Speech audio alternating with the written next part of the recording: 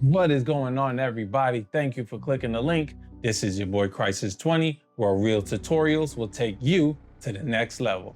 All right, guys, so today I have a Path of Exile 2 build for you guys today. It's the end of the season. I just wanted to give you guys a quick build. I've been working on it for the whole entire season. You've probably seen it before in other creator spaces. Frostbolt build, Sorceress, Crit build, but I think I can add a little sauce to it. My build is designed for endgame content. It'll get you through tier 15, 16 Waystone. It'll get you through abyssal content. It'll get you through citadels. It'll get you through pinnacle bosses, all right?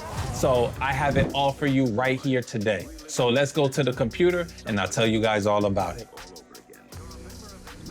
Before I start this off, I just want to say that I'm fairly new in Path of Exile 2. I am not by any means the guru of this, okay? I'm coming in this confidently because this is my first build that I actually got to endgame successfully. So I really feel confident and I really hope that you guys enjoy this build. It took me a while to do because I'm a family man, I'm a casual gamer, so I don't really have a lot of time on hand, but I'm doing the best I can. If you guys have any input or hints or tips or anything that you come across on this build, I'm here to learn just the same as you. So if you have something different or want to try something different, let me know. Let me know what works. Let me know what you did. But anyway, let's get going on this build. All right, guys, welcome to the lab where we give it to you guys one by one. Oh my God. Pause. Oh my gosh. Pause. Stop. Let me rewind that. Welcome to the lab where I usually break down my builds piece by piece so that way you guys understand everything. Excuse the wardrobe change, guys. Your boy had Thanksgiving dinner and after that your boy was gone. Okay, knocked out. So I had to finish it the next day, so don't kill me. All right, don't kill me. But anyway, enough fun. Let's get the build started. Default method is going to be with Frostbolt, okay? Frostbolt is your best friend. So obviously you already know what Frostbolt does. I'm sure you've seen it a bunch of times. So we're gonna Frostbolt everybody to death. You're going to use Frostbolt for all your weaker enemies. If you do not kill enemies within 1 to 2 seconds when Frostbolt is hitting these enemies, your DPS is not there yet. So you need to look at your gear and you need to look at things that would give you more damage. Okay, with rare enemies and bosses, you want to use this technique. So I go ahead and use Sigil of Power. Then I use Elemental Weakness. Then I use Frost Wall. Then I use Frost Bomb. Okay, then I use Frost Bomb and then I do Frost Bolt and I spam Frost Bolt after that. Okay, you're going to produce hella elemental storms. When this happens, you're going to kill rares pretty quick. Bosses are going to get hit with a lot of damage. I'll have some footage running in the background while I'm talking so that way you can understand exactly what I mean by this build or how I map on each one of my variants, so that way you guys can kind of understand how I map. Okay, so that's the default way. All right, now we're going to do the variants. Okay, so if you don't want to use Frostbolt, you don't have to, and pretty much complete most of the map with just other skills. The other skill that I'm talking about is Ice Nova. I can use Ice Nova, and then when I use Ice Nova, I can follow it up with Snap. Ice Nova is going to freeze damn near almost everything within 2 to 3 Ice Novas. If they're not freezing, then do an Elemental Weakness and then keep spamming Ice Nova. Once they freeze, hit them with a Snap. You know, once you get the Snap, you get more Siphon elements, and you're gonna make Ice Nova even stronger when you do that. So you want to rinse and repeat that over and over, because your Ice Nova is going to be dependent on Siphon elements to get a cold Siphon element, and it's going to make Ice Nova stronger each time you use it. So definitely keep that in mind. And with Snap, you got to get close for Snap. Okay, if you don't want to get close, then use Frost Darts. Frost Darts is also going to be your best friend as well, because it also will use siphon elements. As long as you got a code siphon element, it will also proc that as well and give it more damage. Also, you want to use frost darts when the enemy is frozen. When enemies are frozen, you darn sure want to use it because it will produce more damage. But those are the main ways I normally map. You're going to be producing a lot of elemental storms. You're going to be producing a lot of comets. Don't forget frost wall on the harder enemies, especially the rares. When you come across them, just frost wall them up and they're pretty much die quickly. So that's kind of how I use my build in totality, guys. And if you find other ways or skills or whatever, then, you know, let me know. Just leave a comment down below. All right. So now let's move on to the passive tree.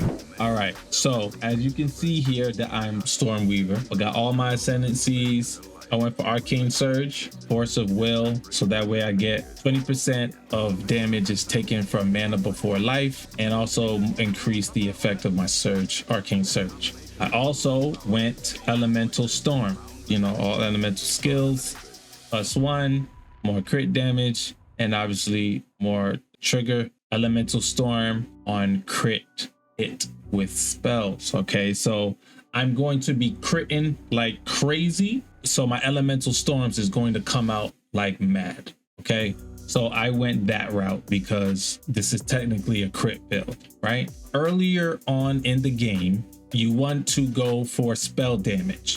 So I went spell damage all the way. Went spell damage. I went followed up this tree. I went this side. I went for maximum mana on kill. Also cost efficiency, you don't really got to worry about in early game like that. I went for energy shield.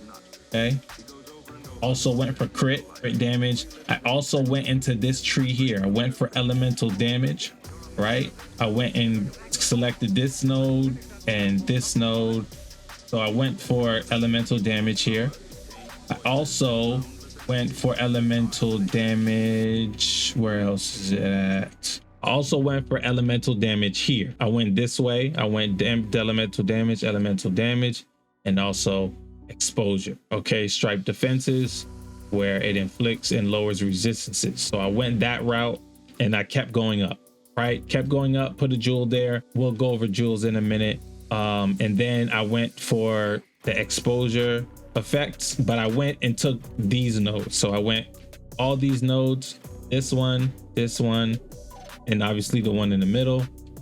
Took all of those and I had all of these. So all of these elemental infusions, I had both sets, right? I had both sets there. So I was doing damage like crazy. I was going through the map like no tomorrow, just going through it. Then I went up and then went for cold damage, right? More ability to freeze enemies, things like that. Went for cold damage here, cold damage, level all skills. Went for more elemental damage here. So yeah, just all damage in general. Then over here went for more energy shield. Anytime that I created infusion remnants, it will always create a random element. So this way I can always use, like if it created a fire, when comets drop down, it'll be more powerful because I have no fire and no electric in this build. So if it creates a random element, it will help me out with a frost wall or a comet or things like that. So that's what the logic is behind that. Then I got the gem slot here, and then I went down and I got mind over matter. This is a go-to for survivability. And then once I got survivability, then my mana took a hit. I had to take out all my elemental damage that I got from here and start expanding it out and start expanding it to maximizing my shield, things like that.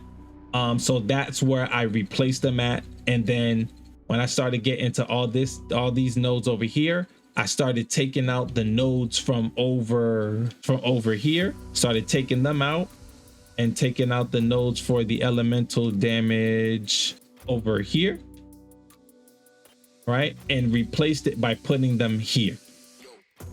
Okay, so that's what I did there. And then this is just for more arcane surge. I also spec'd into maximum energy shield and mana regeneration. So Pretty much I went for a mana regen, because obviously mind over matter takes half of your mana regen. I was struggling to keep my mana up at a point, so I spec'd into there, and I also spec'd into all of these mana regenerations over here. Spec'd into everything.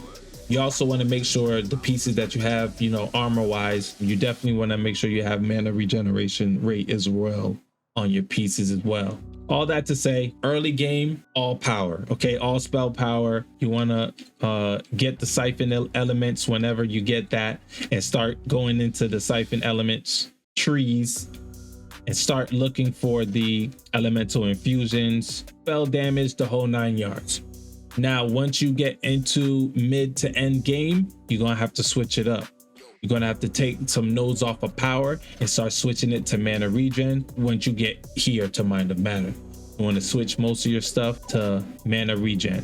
Okay, once you get your armor for enough mana regen, you want to make sure you spec into mana. I was specking into a lot of energy shield on almost all of my pieces, and I didn't have maximum mana. I had mana regen, but I didn't have maximum mana on all of my pieces. And I think it kind of would have helped out a lot when the comets come down, and they will come down like crazy. They took a toll on my mana, so it was hard to get more mana to regen. So I had to spec a lot into that for a good while, right? Until I got my levels up. Once I got my levels up and I got more, you know, materials to get better gear, I let mind over matter go. Once I let that go, obviously I got my mana regen back. I'm not hurting for mana, but also I'm now also doing damage as well too. I took some nodes off of mana regen and started specking down this side. So I started going for spell projectiles, and then I started to go into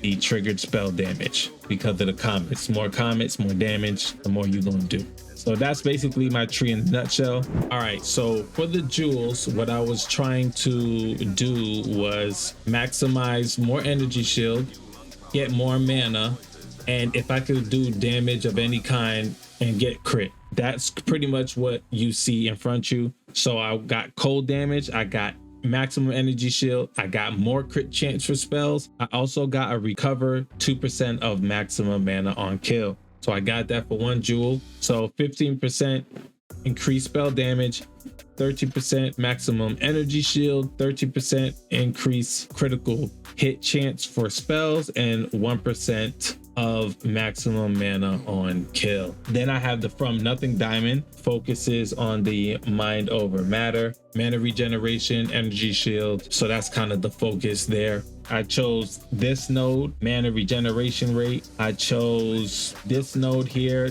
I chose both of these and this whole side here. What else I chose? I chose this one here, increase maximum energy shield and increase maximum regeneration rate. Yeah, that's pretty much it for the jewels. All right, let's focus on weapons. For my weapon, I have a staff. I went with Freezing Shard staff. I thought I was going to use Freezing Shards often, but it's too slow for me. But it is a high freezing type of skill. At first, I went with the staff because it had the most levels to your skills. The most you can get from a wand and a focus is 6. For a wand, I think it's 3. The highest you can get for skills, and the focus you can get is 3 too. So I was like, you know what? Let me just go staff, you know, to see if I can get a +7 level of either all code spells or all spells. If I can get that as a prefix, all right, that would be more ideal.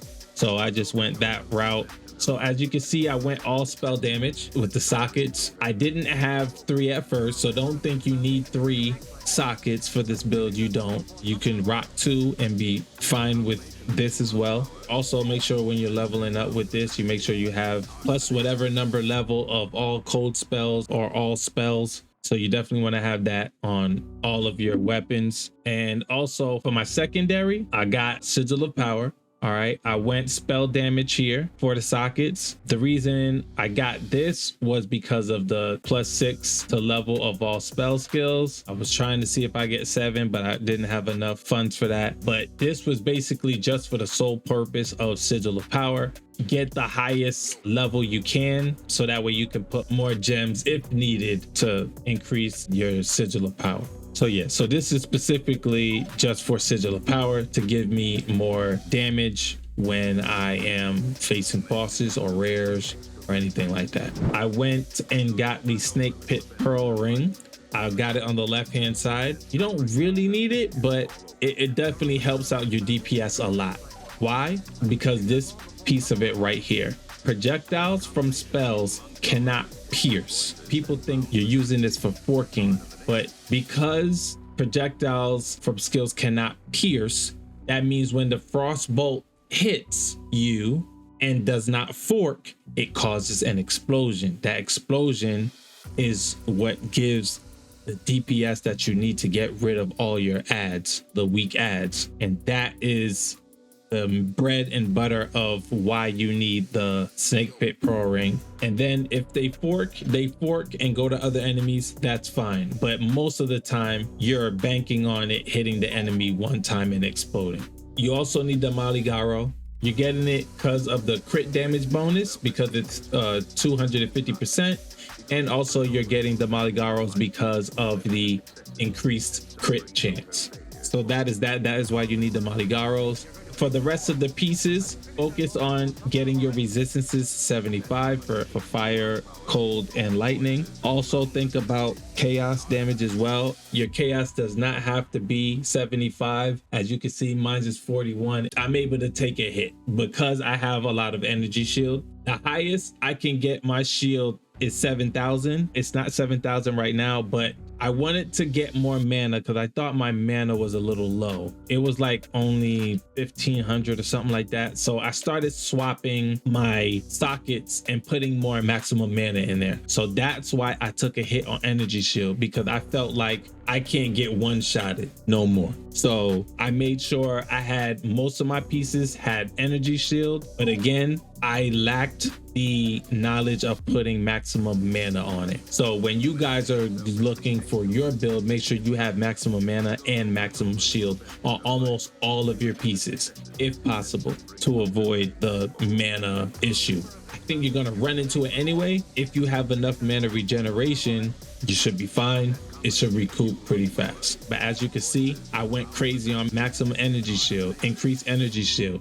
I went crazy because I was just afraid, like on Endgame, I keep dying, I keep getting one-shotted. So I was just real adamant on energy shield. But if I could do this again, I would just do maximum energy shield and maximum mana on almost all my pieces. So again, as you see here, I got the chest piece here, the body armor. I went for energy shield, energy shield. You see what I'm saying? Energy shield. This one here, energy shield, no maximum mana. You know what I'm saying? So my band-aid was to put maximum mana on my sockets as opposed to the actual armor of itself, or gear, or whatever you want to call it, of itself. So that's kind of how I started to get my mana back and get my mana up and things like that. As for my rings, I went maximum mana, rarity that just so happened to be there, but I really got this ring for the increased mana regeneration rate so I got it because of that, and also the maximum mana. That's why I got this ring. So you always want to make sure you can get a breach ring, because quality modifiers, they're the highest modifiers in the game. Make sure you get +3 to level of all spell skills. I got 2, but the max you can get is 3, but I could get a better amulet. I got this specifically for the spirit and the level of all spell skills. This also helped out my resistances as well. I think I could possibly get a better one without the priest armor and stuff like that, because obviously I can't use that. So the belt, I got maximum mana, maximum life, and then I just use this belt to get my resistances maxed out. For your mana quality, what helped me out here was to get a lot of charges. You want to make sure you have 100% more recovery if used while mana on low. Okay, most times you're going to use this when mana is low. make sure you get 100%. All right, look in the trade store, get 100%, and see if you can max out your charges. Get as much charges as possible. It's going to help you get your mana back up. Main take from this, guys, don't do what I did. I just went crazy over energy shield. You definitely want to make sure you got some mana and energy shield on each piece, and I think you should be fine. Okay, now let's move on to skills. For my skills, I have here for Elemental Storm, I have Controlled Destruction, Cooldown Recovery, Rising Tempest, Prolonged Duration, and Execute 2. You don't really need Execute 2, but I just wanted to fill that in just to put something out there. But yeah, Prolonged Duration, you definitely want to have that because your Elemental Storms, the longer they last, the more DPS you'll do.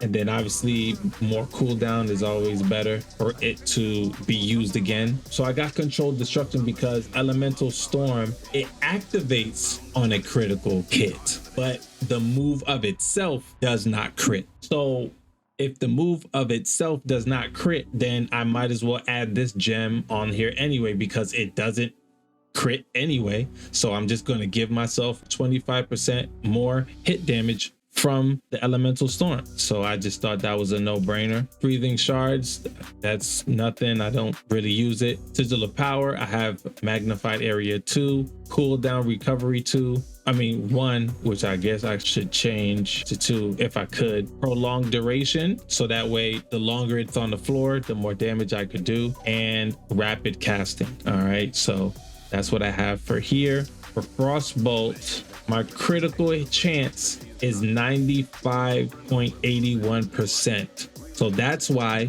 when you main the Frostbolt and the boss is frozen and you keep throwing the Frostbolts on them, you're guaranteed a crit almost every single time. You're always going to be building your cast on crit. So the gems I have here, Scion's Temper, also got Valenta's Propulsion for cast speed. I got Inevitable Critical, Pinpoint Critical for more critical chance. The critical damage bonus don't really matter because I got 250 bonus on it anyway. And then also I got Rapid Casting to increase my cast speed. So Frost Wall is going to be your best friend. All right, that's literally my go-to right there to make comets come down. So I have Icicle, Spell Cascade, Embitter. Any other damage besides cold is going to gain an extra cold damage instead. So when I get the electric element from elemental siphons, it then boosts my frost wall. I think Embitter will be good for any skill that has something else on the skill besides cold damage. Any move that can have an additional element on it, Embitter would be good for. Then you have Fortress 2, Pinpoint Critical for more crit chance. For Ice Nova, I have Astral Projection. I got Pinpoint Critical again. I got Considered Casting. Again, Inevitable Critical, Magnified Area 2. For Frost Bomb, I got Potent Exposure. Then I have the Harmonic Remnants to make sure more remnants come up on the screen when I use Frost Bomb. And then I have here Second Wind, so that way I can use it more than once. And also Cooldown Recovery. I chose this because of Second Wind has 40% less cooldown rate. So that's a lot for me. So I just combat it with increasing the cooldown rate. So Cast on Critical, I got the Comet inside of there. I got Spell Cascade for comets to come down. Echo does not work, so don't choose Echo in here. Boundless Energy 2 to increase energy. I got Energy Retention and Embitter. Elemental Weakness, I have Magnified Area 2, Heightened Curse, Curse Ground, and then I have Ritual Curse, and then I have here Aziri's Allure. I believe with this skill, it makes me ignore the limit of how many curses I can put on the floor at one time. Then I have Siphon Elements, so I have here Remnant, Potency 3. So next is Siphon Elements. We have Remnant, Potency 3. We have Harmonic Remnants 2. We have Code Mastery. And then we have Clarity 2. Next up, we got Snap. We got Pinpoint Critical. We have Considered Casting. We have Elemental Focus. Second Wind 2, Magnified Area 2. Then we got Frost Darts, we got Pinpoint Critical, Unleash, Elemental Focus, and Rapid Casting 3. I want to talk about Unleashed real quick. When I put Unleashed on a lot of my moves, it gives me hella damage. Supporting spells gain a seal every 200% of cast time to a maximum of 2 seals. Supported spells are unsealed when cast, and their effects reoccur for each seal lost. Supported skills deal 50% less damage when reoccurring. This sounds like it doesn't really do anything when I read it off, right?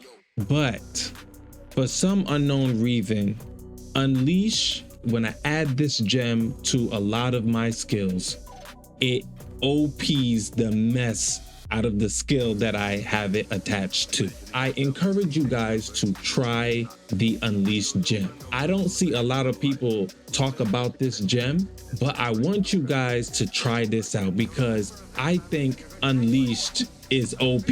I could be wrong because a lot of people don't use it. And as you can see, you only can use it a maximum of 2 seals. But I think there's something with this gem that a lot of people are missing. And even though it says 50% less damage, it gives me way more damage when I put it on a skill. Try this gem, guys. I think this Unleash right here is a problem. Try it out and let me know what you guys think. That's my core set of skills that you see right there. That's my core set of skills. There will be a point where you need mana. So add mana remnants to your skills. This is the skills that I use for mana remnants. I chose Harmonic Remnants 2, Remnant Potency 2, and then I have Vitality 1. You don't really need Vitality 1, but just for me to regenerate some type of health, I normally would put that on. Cast on Elemental Ailment. This will also produce comets for you as well. I use Comet, Energy Retention, Mysticism 1, Clarity, and Boneless Energy 2. But this what I was rocking in my early game. If you want to incorporate more comets to come down, you definitely want to use Spell Cascade on your Elemental Ailment. This is really just for if you want to use it for early game, mid game, you know. I will leave a Mobalytics link down in the description. So this way you guys can look at it at your own time. I'm just trying to explain certain things so that way you guys get the build, but play it how you want to play it. Add what you want to add. It's whatever. Anyway, that is about it. That is about my build in its entirety, guys. I'm glad that you guys stayed for this long. I definitely appreciate you guys. We got 5 days until 0.4 drops, Druid drops, probably maining Druid and the Wyvern. I just like dragons. That's just me. If you don't have anything to say, flame emoji all day, guys. Like it, subscribe. Take care. You guys be safe. And I'll catch you guys at another Path of Exile 2 tutorial. Peace.